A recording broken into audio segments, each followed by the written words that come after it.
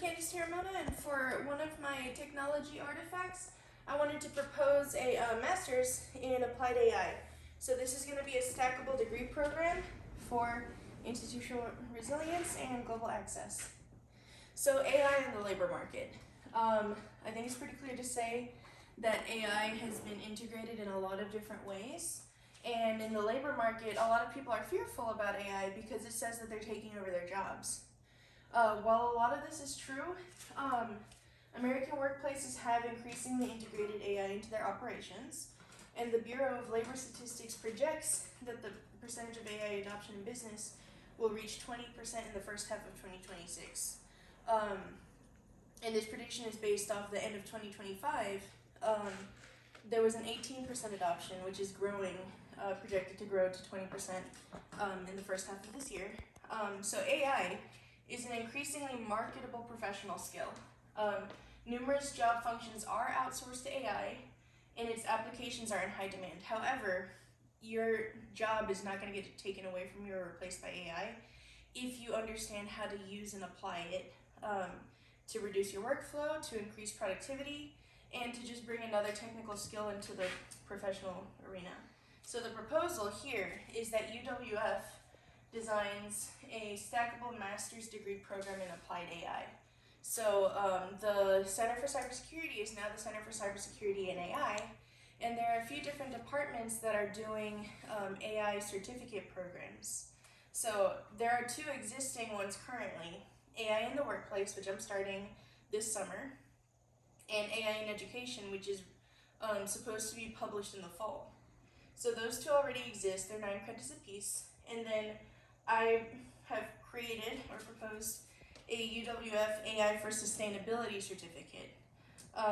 So it would be, you would choose 3 out of 5 courses that are available for that certificate to total 9 credits, and proposing an already existing class to be the capstone. So completing 3 certificates in the capstone course earns the 30 credit Masters of Arts in Applied AI. So So why does this work? The AI in the workplace and AI in education certificates already exist or are currently being implemented at UWF. The proposed courses for the new AI for Sustainability certificate have already been created. I did that, and I'll show in a second. The proposed capstone class also already exists as an elective course for the AI in the workplace certificate, Applied AI. The class is called AI Applied. You basically create a portfolio of integrated AI projects in your chosen field or industry. I think that would be an excellent candidate for the capstone class to wrap up with a course from the original certificate that I think would be really important for everybody to take. So AI in the workplace, required course is Ethics of AI.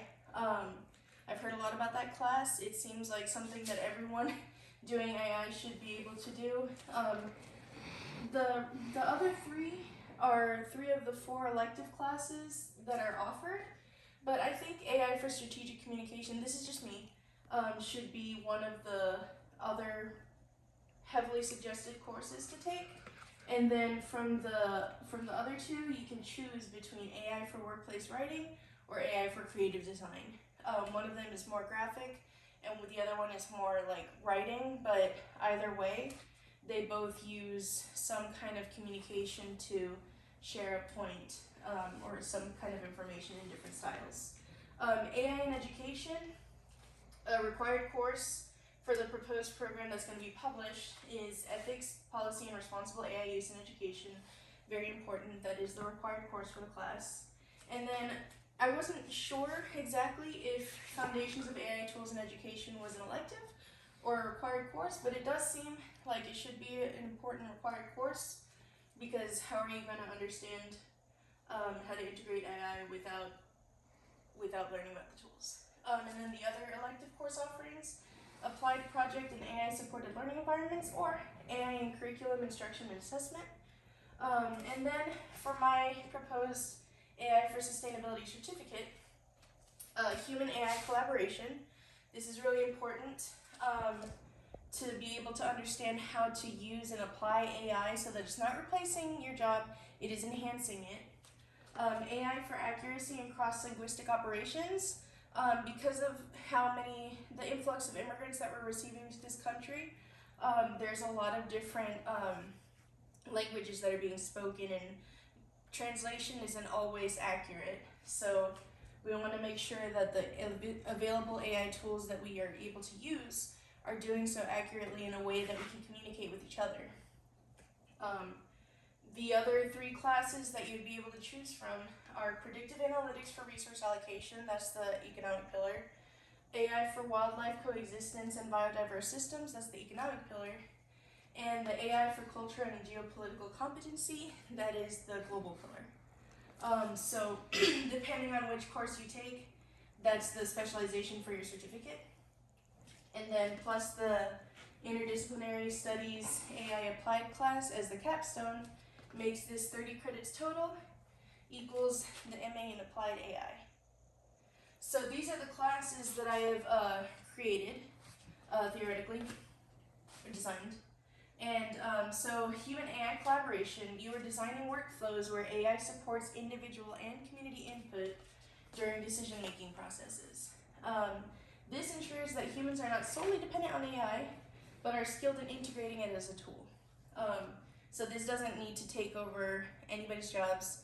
This can be used to enhance or maybe combine responsibilities or take over certain responsibilities so that the human can focus on the community impact. AI for accuracy and cross-linguistic operations.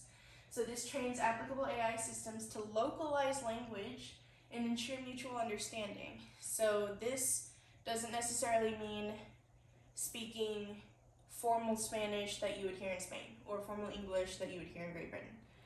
Depending on where you are, it can localize the linguistic approach that you take, which heavily eradicates linguistic barriers to communication and more easily facilitates workforce collaboration.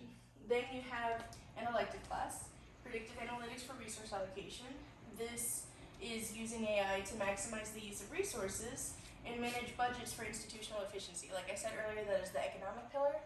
This teaches economic resourcefulness for institutional sustainability. And this doesn't just mean for a school. This could be for an organization. This could be for a community. This could be for a neighborhood, a city, maybe a state. If somebody wants to take that class to apply it for that, it is economic resourcefulness for any industry for sustainability. AI for biodiversity is another elective class that will be offered. Developing AI systems to monitor wildlife coexistence and protect local and at-risk ecosystems. So this is environmental sustainability, crucial to the rising need for conservation efforts, especially in the state of Florida. Elective, AI for culture and geopolitical competency. So this is applying AI for regional policy compliance and collaboration. Similar to the language, but it's different because this is more for global access. The cross-linguistics is more for global access. This one is more for cultural competency and making sure that you're complying with political, with local policies. And by doing this one, the global pillar, you are expanding global market reach and promoting economic growth. So the format that I chose to do this class, this program, was for remote and hybrid optional. So most of the classes would be asynchronous and online, but it would have the option of having a few in-person residencies per semester or year. So this increases accessibility for schedules, transportation, location. Now, if you're in Orlando, you can still study at UWF and be able to apply what you learned in this program to the Orlando area. Or if you're in Virginia or Puerto Rico and you want to learn how to do any of this, you would be able to do it and you wouldn't be restricted by your location. And language. Because I mentioned earlier about the importance for cross-linguistic accuracy and AI implementation to do exactly that, if you're in Peru and you want to do this program, you would be able to do that because we would collaborate with world language departments and other professionals in the field to make sure that the classes that are offered in the languages that are offered are completely accurate, translatable, understandable, and reciprocal. So the optional on-site residencies. You could have individual meetings with your professors, group discussions with your classmates, hands-on internship opportunities. For example, the MED in College Student Affairs Administration is a 36 credit class, 36 credit master's with 2 of the 3 credit courses being internships.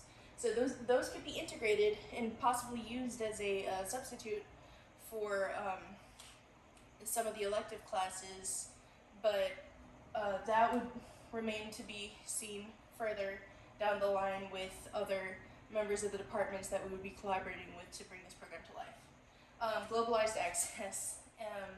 You can do it from anywhere in the world as long as you have internet connection, and if you feel so moved, you can definitely join in person on those days that have been blocked out specifically to provide room for that.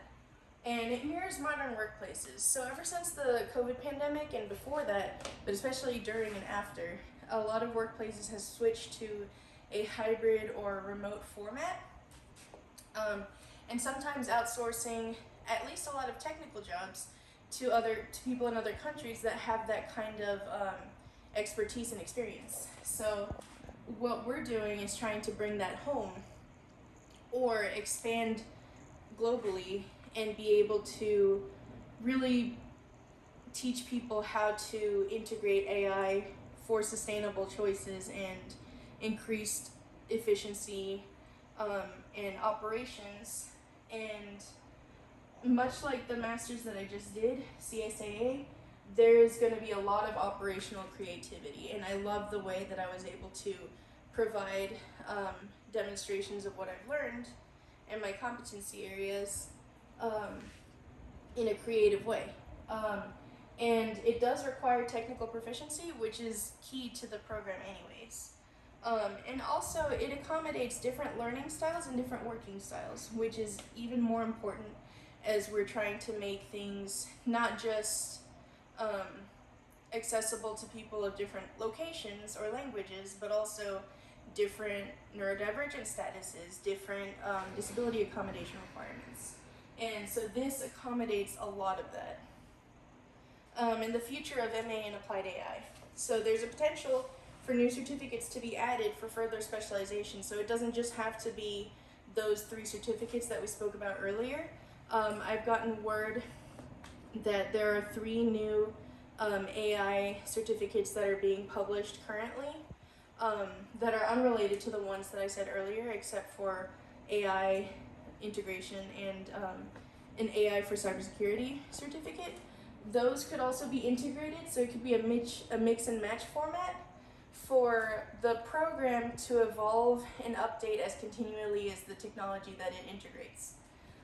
It meets Florida's specific market demands of tourism, trade, and conservation, and UWF would provide skills for workplace readiness for all of its students and staff and faculty, and it stands out as a competitive global educational innovator, which is all the more important given the transitions that the school is making to being a Division I athletic field, athletic competitor in the NCAA.